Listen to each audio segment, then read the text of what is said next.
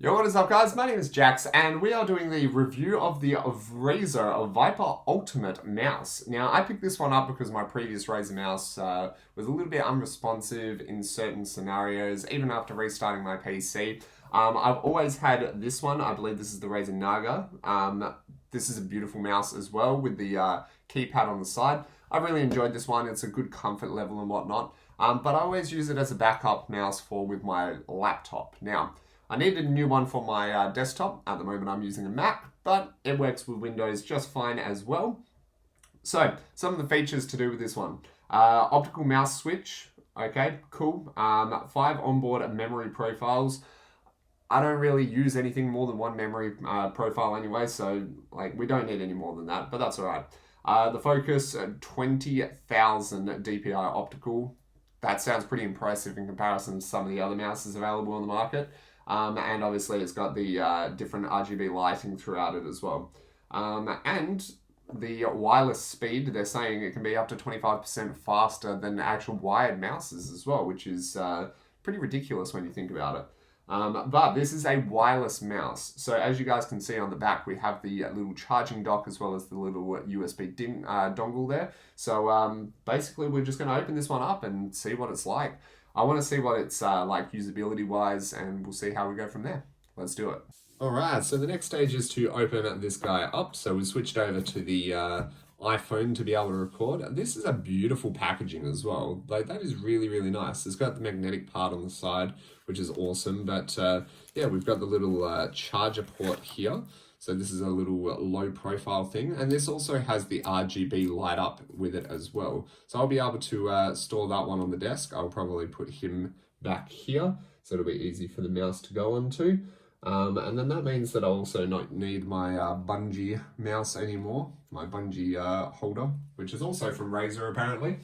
But yes, moving on to the actual mouse itself. So the mouse looks pretty low profile, comfort level, yeah, pretty decent so far. I reckon that the Naga might be a little bit more comfortable with the little edge part that it has outwards here. So as you guys can see, we have like this outward part here. So it actually is quite comfortable for your hand to sit on, as this one's a little bit tighter in. I wouldn't say that it's not as comfortable, but it's just a different sort of grip. Alrighty, so peel off that part. There's a little container case here. We'll open that one up. And here's the little USB part as well. So I guess that we just plug the USB part into the computer, and then everything else will work as normal as well, which is fine. Just got to put this guy back on. There you go. All right, cool. It all seems pretty good so far. I think that might be the on button. There you go. All right, so we've got power, and then I'll just plug this one in, I think through there, and then it'll start working pretty easily. Let's check what we have underneath. So obviously get rid of the random packaging. We've got a little letter from Razer saying thank you for your purchase, and etc, etc. And look, oh, we got some stickers. Always have a an old bin that I basically just put all the stickers on, which is nice. And that's about it. We have the charging cord, which will plug it into the PC, and yeah, that'll allow us to charge it and easily play from there as well. So overall, very nice box, and yeah, the mouse seems good so far. We'll see what its responsiveness is once we have it set up. But yeah, these are the main 4 components that we get, is the dock to place it on, and this should easily sit on here. Let's see what the placement's like. Okay, so not too bad to place it on, but it seems very very nice storage-wise. And then we'll just have this one, the charging cord sitting off the edge, with the USB dongle hiding within the actual charging dock itself. Alright, time to plug it in and see how it responds. Alrighty guys, so we are now checking out the mouse and seeing its responsiveness. So overall, I'm saying that it's pretty good. We get to click on things, scroll through. I will say that the mouse wheel, for the most part, is really good, especially when faster scrolling like this. If it's really, really slow scrolling, it doesn't feel as nice, if I'm being honest. As some of them have more of a smooth, natural scroll. I sort of like this, I don't know, it's sort of like a touchy sort of movement as you go through. So overall, not too bad.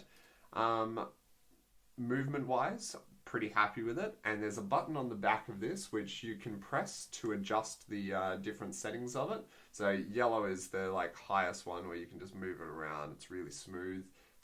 Red is the slowest one that you could possibly do. So then you make your way up. I find that the teal blue is the best one for me. I could go faster, but I'm pretty happy with this.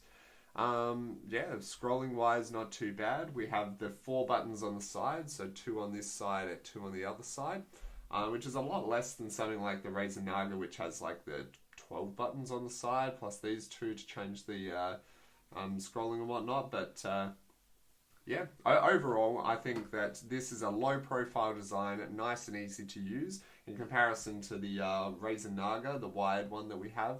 Either way, they're pretty good mouses. You just want to choose what you want. If you want a wireless mouse, then you get something like this. If you want something low profile, you get this. If you don't really care about wireless, then the wired one is totally fine. If you prefer something with a bigger hand rest on it, then the Razer Naga, something similar like that, would be obviously more beneficial to you. So it is completely up to you guys as to what sort of path you want to take with what mouse you want to get. The biggest downfall for this mouse is its price point. Now, I was also checking out one that is considerably less, like less than half of the price of this one, but it's battery operated. As long as you remember to turn it off, things like that, then you should be fine with it. It'll keep its charge really, really well, and I'm sure that it'll work just as well as this mouse. The stats on it were amazing, and price point obviously a lot more affordable. So that's something you might lean towards. But ultimately, this the Ultimate here mouse experience I really like. So up to you guys at the end of the day, but I really like the mouse so far. I can't wait to put it through some more intensive testing through gaming and whatnot. But for now, that's all. Thanks for watching, guys. Peace!